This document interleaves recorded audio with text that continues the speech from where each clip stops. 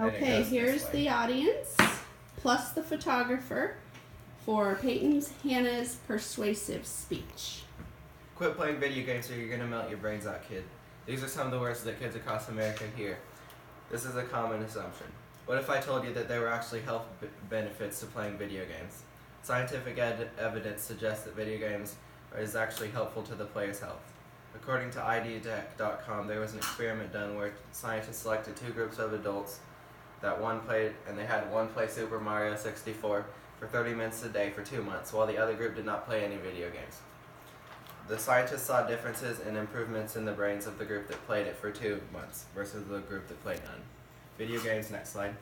The video games like the Wii can help players get exercises the game offers. Sports such as baseball, where a player holds the controller and actually pretends like they're actually playing a sport. And the controller senses the player's body movement and requires the player to get up and just keep running and swinging as if they were actually playing real baseball. Video games also can teach things like math, problem solving, and typing, all important skills to have.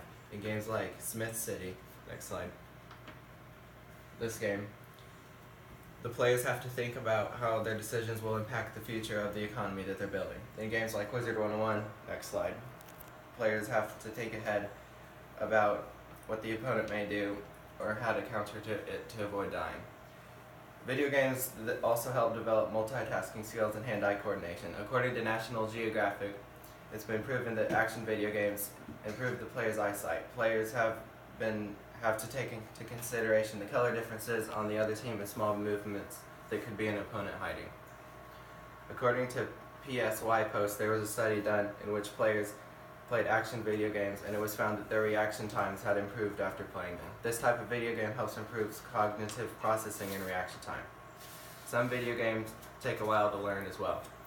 Games like Wizard 101 and Pirate 101 have almost a different language that players have to learn. They also have unique battle styles that require a lot of learning.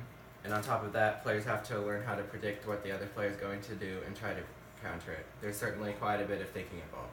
Games like Crossy Road, as you can see in the next slide, where a player must get across a number of busy streets and avoid getting hit by cars with help with multitasking, as the player has to be aware of the cars coming, their speed, the speed of the avatar, and the opening in which they must get across the road in between the cars.